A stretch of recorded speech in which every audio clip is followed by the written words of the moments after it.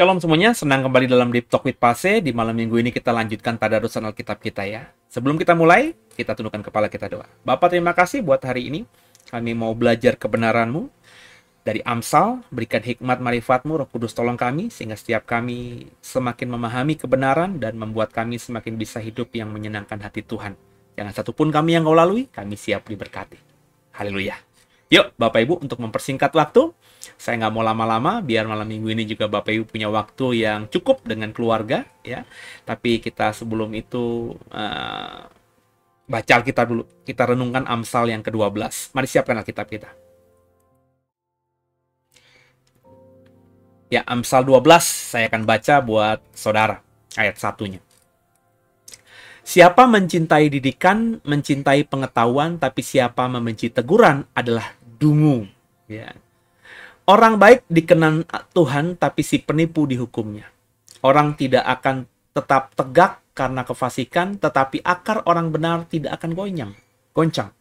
Istri yang cakap adalah mahkota suaminya, tapi yang membuat malu adalah seperti penyakit yang membusukkan tulang suaminya. Rancangan orang benar adalah adil, tujuan orang fasik memperdaya. Perkataan orang fasik menghadang darah, tapi mulut orang jujur menyelamatkan orang. Orang fasik dijatuhkan sehingga mereka tidak ada lagi, tapi rumah orang benar berdiri tetap. Setiap orang dipuji seimbang dengan akal budinya, tapi orang yang serong hatinya akan dihina.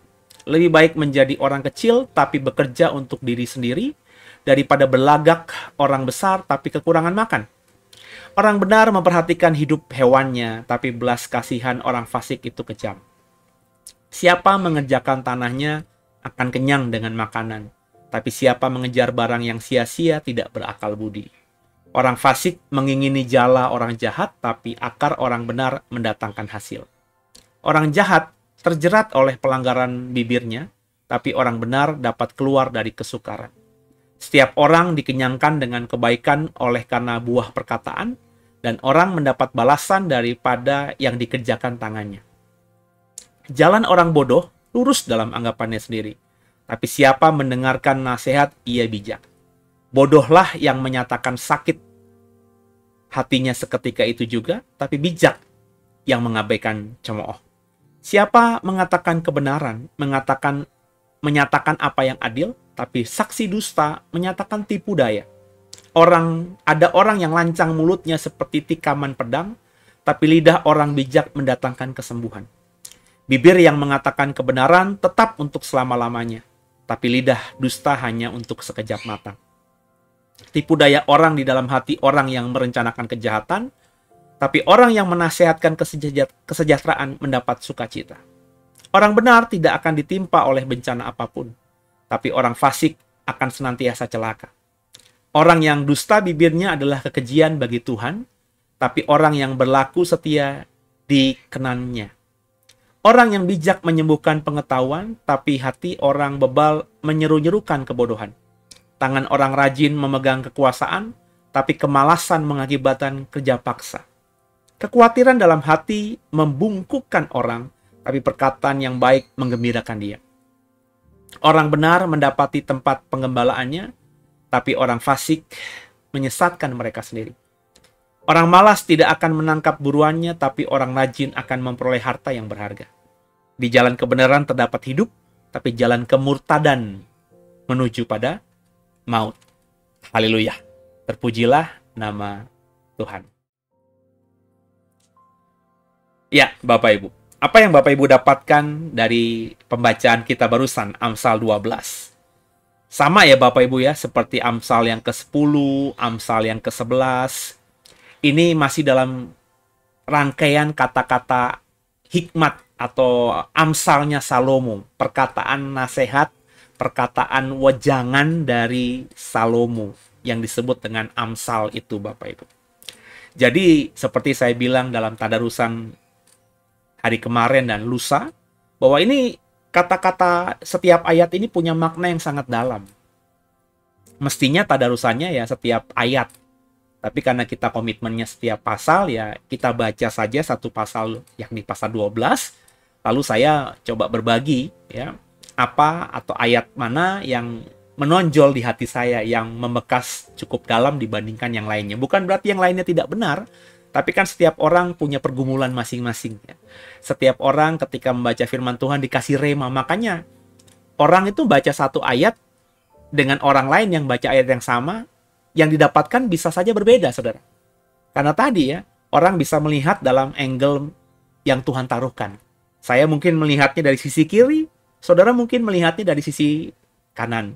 Mungkin ada orang yang melihatnya dari atas, ada orang yang melihatnya dari bawah, dari belakang, dari depan, sehingga akhirnya meskipun yang kita baca itu sama, tapi kita mendapatkan sesuatu kesimpulan yang berbeda karena kita melihatnya dari sudut pandang yang berbeda. Itu makanya indahnya tafsir tuh seperti itu. Ya. Nah, tinggal kita nanti kemudian berdiskusi dengan kepala dingin, kepala terbuka, kemudian kita mulai menentukan ya penafsiran yang benar setelah melihat beberapa aspek tadi. Itu ya, saudara ya. Apa yang bisa saya bagikan ya? Nanti kalau Bapak Ibu mendapatkan sesuatu yang berbeda dengan yang saya bagikan ya, dibagikan ya di dalam kolom komentar atau dalam live chat ya, supaya kita semua bisa mendapatkan. Kan saya rindu Bapak Ibu juga berbagi apa yang Bapak Ibu dapatkan dari pembacaan malam hari ini atau hari ini dari Amsal yang ke-12. Saya tertegun tadi dengan di ayat-ayat yang awal tadi saya baca ya, pasal 12 ayat 1. Siapa mencintai didikan, mencintai pengetahuan, tapi siapa membenci teguran adalah dungu. Saya seringkali kalau ngomong keras di mimbar, bodoh, dungu, ya. Kadang-kadang juga karena kalau begitu mau menekankan sesuatu itu berkata tolol gitu, saudara ya. Itu sering dibilang orang kasar gitu ya. Kok hamba Tuhan seperti itu gitu ya. Padahal kalau saya baca Alkitab ya, ada banyak di dalam Alkitab yang menggunakan kata-kata yang juga luar biasa di zamannya. Sekarang kan nggak ada orang Indonesia berkata dungu, ya, karena kata dungu itu bukan kata yang familiar. Bapak Ibu nggak mungkin menemukan anak-anak jalanan, anak-anak tongkrongan, anak SMP, SMA, ngobrol sama teman-temannya terus berkata dungu kamu. Yang ada bego lo gitu ya, tolol lo gitu ya. Jadi tergantung zamannya. Nah, ini ya zaman dulu ya mungkin kata dungu ini ya sudah luar biasa ya, bukan saja seperti kita sekarang halus, tapi itu kata yang kasar sekali ya, karena zaman dulu kan. Jadi Bapak Ibu harus melihatnya dalam perspektif itu ya. Jadi yang penting yang kita katakan itu ya kata-kata yang tepat. Jangan orang baik kita bilang tolol gitu loh. Jangan orang pintar kita bilang tolol. Tapi kalau orang yang tolol sekalipun juga jangan kita bilang semena-mena tolol tanpa ada konteksnya. Ya, saya kalau bilang orang tolol, orang bodoh, maafkan saya ya, itu bukan orang yang bodoh dalam artian bodoh nggak berpengetahuan, tapi orang yang tahu kebenaran, tapi kok nggak bisa ngebaca itu sebagai sebuah kebenaran. Akhirnya dia menyuarakan hal yang berbeda. Itulah yang saya bilang orang bodoh, orang tolol gitu, saudara ya. Sudah tahu A, kenapa bilangnya B? Kok nggak bisa membaca? Ya, makanya penting kita itu berkali-kali saya bilang bisa membaca situasi, membaca data, membaca dasar gitu ya. Kalau kita mau bicara misalnya nih ya tentang peraturan undang-undang, ya paling tidak undang-undang dasar itu kita sudah khatam lah ya. Sehingga dasar kita bicara soal undang-undang, yakni turunan dari undang-undang dasar, kita sudah tahu undang-undang dasarnya. Kalau misalnya mau bicara soal pembunuhan misalnya ya, ya kita paling tidak kalau kita mau ngomongin itu ya kita coba cari tahu lah ya di KUHP, Kitab Undang-Undang Hukum Pidana itu mana undang-undang yang berkaitan dengan pembunuhan. Kita coba pelajari pasal mana, ayat berapa, terus tafsirnya bagaimana, preseden-preseden hukumnya bagaimana gitu ya. Nah, itu kita pelajari baru kita ngomongin soal pembunuhan itu dalam kerangka kita membuat pernyataan ya berdasarkan data-data hukum yang kita peroleh, yang kita ketahui. Kan begitu. Tapi banyak orang kan tidak. Banyak orang itu bersuara menyatakan pandangannya dari asumsi. Juga dari tafsiran orang. Ya ini konyol gitu ya. Saya selalu berkali-kali keras sekali ya ngomong ini. Kayak dalam konteks teologi atau pemahaman Alkitab, banyak orang Kristen itu membela kebenarannya yang dia bilang kebenaran itu, tapi sebenarnya kebenaran yang dia pertahankan mati-matian itu area tafsir, bukan area Alkitab, area kebenaran yang sejati itu atau firman Tuhan itu. Ya. Jadi yang dipegangnya itu tafsir, doktrin gerejanya. Ya, kan konyol saudara. Bahwa dibaptis itu harus dipercik 3 kali, ya misalnya gitu, atau harus ditenggelamkan 3 kali, ya dalam nama Bapa, dalam nama Anak, dalam nama Roh Kudus, ya. Saya nggak ngomongin Tritunggal ya, tapi banyak gereja melakukan hal itu, ya. Atau dipercik dalam nama Bapa, dalam nama Anak, dalam nama Roh Kudus, harus 3 kali. Karena itu apa? Itu tafsir gereja atau dogma, aturan gereja. Ini kan bodoh. Kenapa bodoh? Karena di Alkitab nggak ada, ya.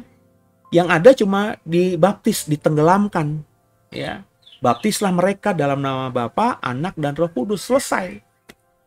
Nggak ada 3 kali, ya. Itu hanya area tafsir, ya. Yang benarnya cuma baptislah mereka dalam nama Bapa, Anak, dan Roh Kudus. Selesai. Cuma itu saja yang ada di Alkitab isinya. Tapi banyak orang akhirnya mempercayakan itu. Jadi kalau lihat ada, kok dia nggak ditenggelamkan 3 kali? Kok dia nggak dipercik 3 kali? Wah, baptisannya nggak sah. Ya ini yang konyol, saudara. Konyol kan? Ya. Terus juga ada orang berpikir bahwa dibaptis itu harus yang membaptis pendeta. Yang membaptis itu harus gembala jemaat, gembala sidang.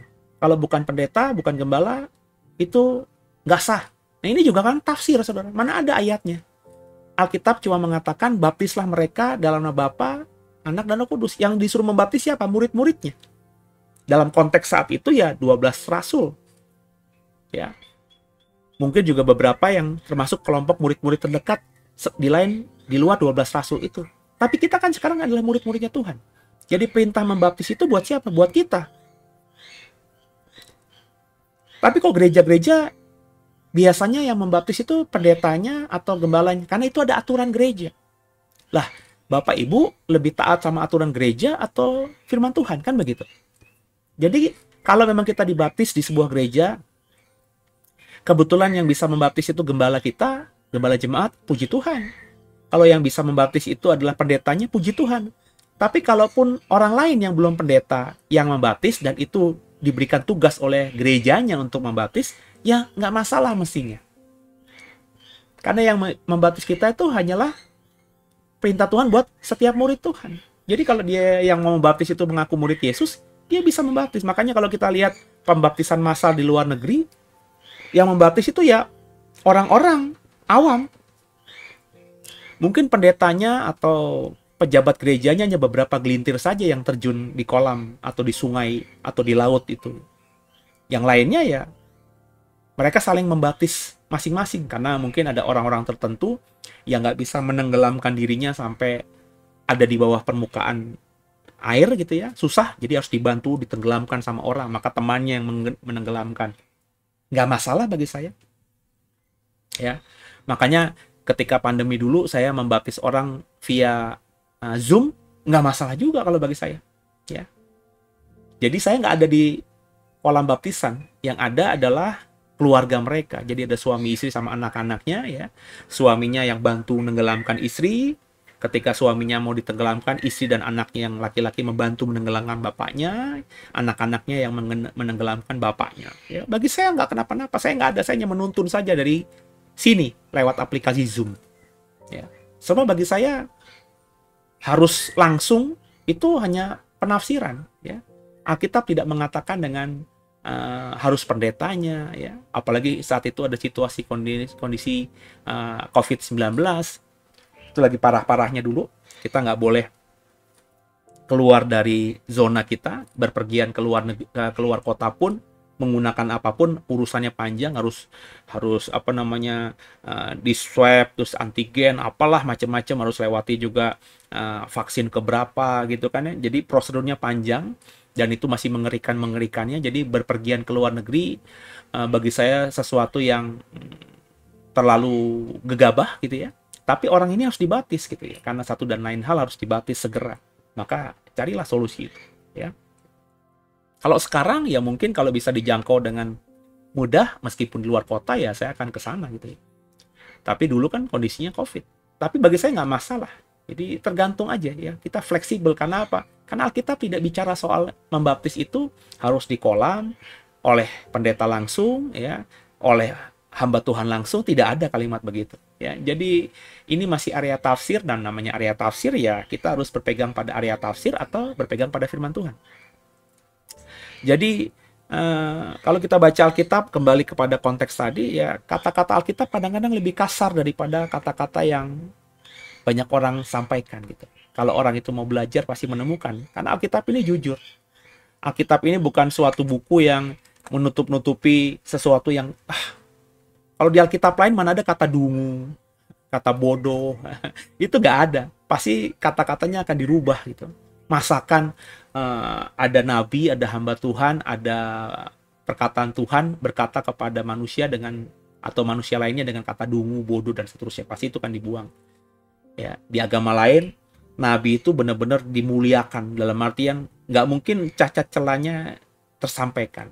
Ya, andai kata ada nabi yang jelas-jelas punya istri banyak gitu ya, itu pun pasti ada ceritanya ya.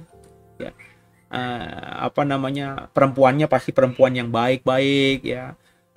Menjadi orang yang berpoligami itu alasannya karena tertentu ya, karena ada perempuan istri keduanya ini janda yang dimana suaminya dulu ketika mau mati berpesan kepada sang nabi untuk menjaga istrinya, maka dikawinin gitu ya. Ada cerita-cerita itu. Tapi kalau kita baca di Alkitab ada nabi yang disuruh kawinin perempuan sundal. Ya. Dan bukan satu tapi dua ya. Jadi punya beberapa perempuan yang merupakan perempuan sundal dan itu disuruh oleh Tuhan. Kayaknya nggak masuk akal gitu kan. Tapi ya Alkitab memang jujurnya sejujur itu gitu loh saudara. Ya. Jadi saya benar-benar menghormati Alkitab karena Alkitab memang sejujur itu. Jadi yang kemudian juga saya bisa ketemu dari pembacaan kita tadi ya, kalimat berikutnya ya, bahwa dikatakan orang baik itu dikenan Tuhan. Mungkin ini akan saya berikan judul dari tadarusan kita hari ini di malam minggu ini. Orang baik dikenan Tuhan. Artinya orang baik itu ada di hatinya Tuhan. Orang baik itu diperhatikan Tuhan. Tuhan menaruh perhatian kepada orang yang baik. Maka jadilah orang baik gitu. Ya. Bukan berarti Tuhan itu tidak sanggup melihat orang jahat atau tidak bisa mengamati perbuatan jahat. Tapi intinya orang baik itu akan dapat atensi dari Tuhan, dan atensi itu pasti akan mendatangkan sesuatu yang baik buat orang yang diperhatikan Tuhan. Maka ayo berlomba-lombalah jadi orang baik. Berlomba-lombalah jadi orang baik yang menjalankan semua kebenaran firman Tuhan. Tentu nggak bisa semuanya, tapi paling tidak kita memulai dengan apa yang bisa kita lakukan. Seperti dalam perkara kecil, maka kau ditambahkan perkara besar. Saya hari ini bisanya cuma sharing firman Tuhan lewat YouTube, lewat Facebook, lewat Instagram, lewat TikTok, lewat kesederhanaan. Ya, mulailah. Ya, nggak perlu harus kayak gimana gitu. Ya, kalau Bapak Ibu bahkan perhatikan baju-baju yang saya pakai, ya saya bukan dalam pengertian yang macam-macam ya, tapi baju saya ini baju yang sudah saya pakai dalam program ini udah hampir 3-4 tahun yang lalu, saudara. Ya, karena saya pikir cuma dipakai buat program ini saja ya. Dipakai mungkin juga karena saya cukup banyak mencetak kaos ini dulu ya, sekali ada berapa lusin gitu ya, ada beberapa warna yang berbeda, dipakai mungkin cuman ya bisa saja sebulan sekali ya, bagi saya nggak masalah lah gitu ya. Jadi saya nggak mengadakan hal yang baru ya, nggak perlu gitu, karena banyak hamba-hamba Tuhan tuh kalau mau bikin program-program seperti ini tuh mikir, aduh nanti kostumnya itu tuh lagi. Kalau saya mah sebodoh amat, saya samber aja gitu ya. Tentu saya ingat dong apa yang saya pakai kemarin. Jadi kalau saya pakai baju yang kemarin saya pakai atau di program yang yang lain saya pakai baju yang sama, itu berarti saya rekamannya bareng-bareng dan saya emang nggak pernah peduli gitu loh ya. Meskipun nanti tampaknya kok pakai baju sama, karena saya nggak pedulikan hal-hal yang kayak gitu. Bagi saya itu hal-hal yang nggak penting banget. Yang penting kan pesannya. Tapi ada beberapa teman saya yang kalau kita mau podcast, kita mau khotbah itu baju ini udah pernah gue pakai, jadi nggak pernah dipakai lagi ya. Kalau saya mah nggak begitu. Dulu bahkan ketika saya di gereja lama, untuk supaya ya karena dulu juga masih belum memahami gitu ya, saya selalu pakai baju yang itu aja ya. Karena apa? Karena ya kayak dulu di gereja lama terus pakai jas. Maka saya hanya punya jas yang warna hitam aja. Itu paling cuma 2 atau 3 style saja yang saya pakai. Jadi orang nggak bisa menangkap saya punya baju banyak atau saya tidak punya baju gitu, karena yang saya pakai ya baju kemeja hitam, celana hitam satu set, terus dasinya paling kalau nggak merah biru, meskipun saya punya banyak dasi tapi saya nggak pernah berganti-ganti dasi gitu ya, yang saya pakai itu aja, karena dasi banyak bukan saya beli, dikasih orang. Cuma saya kalau pakai dasi yang warna-warni tiap hari ganti dasi, itu kesannya saya, orang kan nggak tahu itu dasi dikasih orang gitu ya. Yang taunya, wih pendeta gue ini gonta-ganti dasi. Kalau jasnya warna-warni, wah pendeta gue ini jasnya warna-warni, dan jas itu kalau dijahitkan itu kan udah berapa gitu ya. Terus bahannya juga kayaknya bagus. Waduh berapa tuh? Wah borju juga. Saya nggak. Sepatu saya hitam ya itu aja yang saya pakai. Kalau udah rusak baru saya beli lagi. Saya tidak pernah ganti-ganti sepatu sepanjang saya melayani dulu di gereja yang lama, karena di gereja lama tuh hampir tiap hari saya kan pelayanan ya. Jadi kalau misalnya saya punya baju yang harus beraneka ragam juga menyusahkan saya, dan juga image-nya nanti nggak bener gitu. Jadi saya pakai baju ya hitam, kemejanya putih, dasinya ya kalau nggak biru, merah, coklat, abu-abu, ya mungkin empat warna itu saja. Yang itu aja dasinya. Meskipun saya punya dasi banyak, saya bahkan dasi itu saya bagi sama teman-teman lain, teman-teman hamba Tuhan lain. Kalau saya ke daerah tuh saya bawa dasi, saya kasih dasi, mereka senang sekali kan. Ya, mereka berterima kasih kepada sayanya kayak gimana gitu ya. Karena dasi-dasi yang saya kasih bukan dasi-dasi yang dari Tanah Abang, maafkan saya, dasi-dasi yang bagus. Kenapa? Karena orang yang memberi saya itu ya orang-orang yang saya tahu secara ekonomi baik, maka dasinya pasti bagus. Dasi yang mereka dapatkan berikan ke saya misalnya dari outlet atau merek-merek ternama, atau juga mereka liburan ke luar negeri kasih oleh-olehnya dasi, kalau kasih pendetanya apa gitu ya, mungkin dasi gitu ya, itu yang saya kasih ya.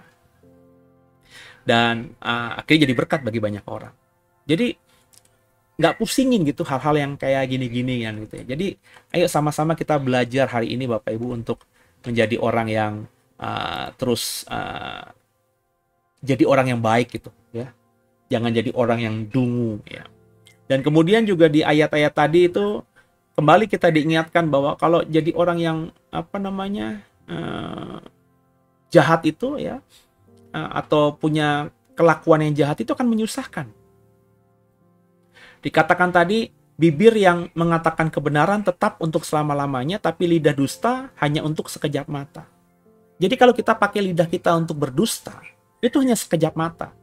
Kita mungkin bisa membodohi orang, menipu orang sekejap mata dengan kebohongan lewat lidah kita, tapi nggak lama nanti kita akan ketahuan. Dan itu akan menyusahkan kita luar biasa. Jadi lebih baik kita punya bibir yang benar gitu ya. Sebab meskipun itu menyakitkan kalau kita berkata ya di atas ya, tidak di atas tidak, berkata benar, maka kebenaran itu tetap untuk selama-lamanya. Dan itu akan menjadi suatu kebanggaan kita bahwa di lidah kita tidak pernah bersaksi dusta, di lidah kita tidak pernah berkhotbah ngada-ngada, itu saya kalau gitu ya. Di mimbar saya tidak pernah ngarang-ngarang, ya apa adanya. Bahkan saya ceritakan masa lalu saya yang kelam sekalipun gitu. Saya tidak pernah berkata bahwa saya sejak kecil itu tidak pernah berdosa, saya orang yang paling berdosa. Meskipun saya jelaskan berdosanya saya bukan ngebunuh, bukan narkoba, bukan main perempuan, bukan. Tapi ya saya orang yang nggak bener lah gitu. Orang yang punya masalah lah ketika masa muda dulu. Ya. Terus akhirnya dipanggil Tuhan. Ya. Dan karena saya punya masa lalu yang sebenarnya nggak layak membuat saya jadi pendeta, saya berusaha menjaga hidup saya benar ini sampai akhirnya. Dengan apa? Di mimbar itu saya berkata ya di atas ya, tidak di atas tidak. Makanya kalau dalam khotbah kan saya selalu berkata, saya kalau nggak yakin nggak akan khotbahkan. Saya tidak pernah hampir 20 tahun saya jadi pendeta mengkhotbahkan sesuatu yang tidak saya yakini.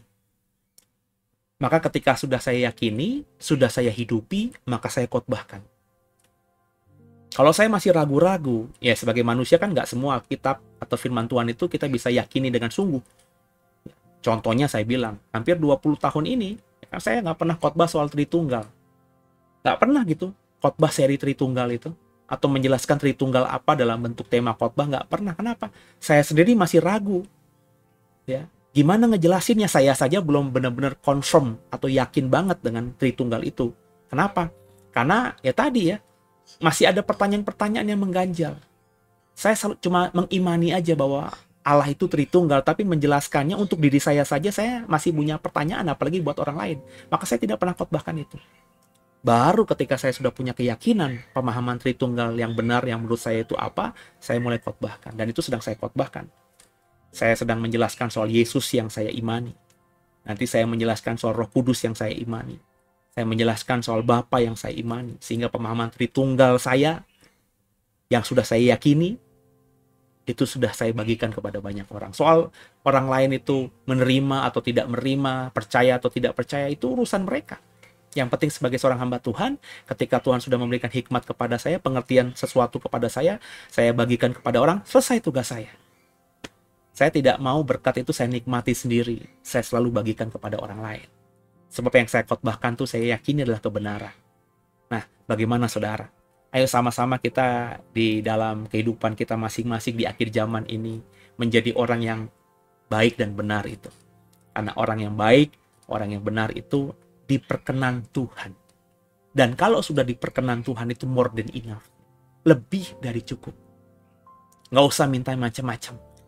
Kalau saudara sudah diperkenanan hatinya Tuhan, saudara ada di hatinya Tuhan, bahasa yang lainnya, maka saudara pasti akan jadi orang yang tercover oleh kasih dari surga dengan sungguh. Saudara akan dijauhkan dari apa yang namanya penderitaan. Saudara akan dijauhkan dari apa yang namanya malapetaka. Kalaupun itu sepertinya malapetaka atau penderitaan, tapi Tuhan sedang mengkreasikannya sehingga ujungnya nanti adalah berkat yang dahsyat yang bisa kau lihat. Semoga dipahami dan mulailah semua berusaha, termasuk saya tentunya, jadi orang yang benar. Oke, sedemikian aja Amsal 12 di malam minggu ini. Silakan beristirahat. Doa saya malam minggu ini tidur saudara diberkati. Besok kita ada ibadah 2 kali ya. Jam 11 saya akan melanjutkan soal khotbah tentang Tritunggal. Saya ngebahas besok beberapa ayat yang dalam terjemahan LAI itu berkata Yesus adalah Allah. Nanti akan saya khotbahkan. Pengertiannya gimana berdasarkan tafsir tentunya. Ya. Jam 7 malam saya akan melanjutkan khotbah saya soal seri pengajaran perkataan dan pengajaran Yesus Kristus. Ya. Itu penting bagi saya. Karena banyak orang Kristen itu bahkan perkataan dan pengajaran Yesus tidak dipelajari dengan sungguh. Hanya beberapa saja perkataan Yesus dan pengajaran Yesus. Tapi seluruh perkataan dan pengajaran Yesus di Alkitab, dia bahkan tidak tahu. Nggak pernah dengar. Ya. Kayak kalimat yang besok saya akan khotbahkan. Sepatutnya kita melakukan seluruh kehendak Allah. Bapak Ibu pernah mendengarkan Yesus berkata demikian? Ya.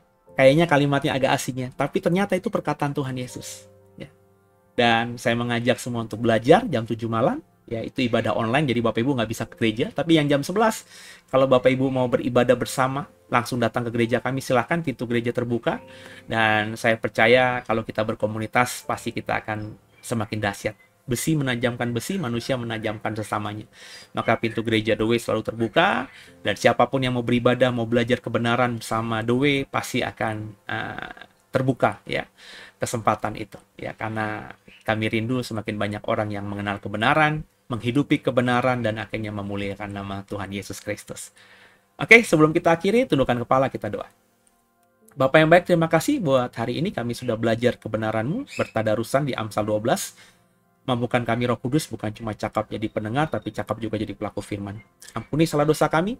Yesus Kristus adalah Tuhan Juru Selamat kami yang hidup, dan ke dalam tangan-Mu lah kami serahkan tubuh, jiwa, dan roh kami. Haleluya. Amin. Kalau Bapak Ibu diberkati, bisa minta tolong di like, di share ya link ini kepada yang lainnya, supaya banyak orang kemudian bisa mengikuti bersama tadarusan Alkitab kita ini. Dan jangan lupa dibawa dalam doa, supaya program ini semakin jadi berkat bagi banyak orang, dan nama Tuhan lah yang dipermuliakan. Sama-sama kita bekerja sama ya untuk memperbesar kerajaan surga, agar padi atau gandum yang sudah menguning itu dan siap dituai bisa dituai bersama-sama oleh kerjasama kita. Semakin cepat nama Tuhan dipermuliakan. Sampai jumpa. God bless you. Haleluya.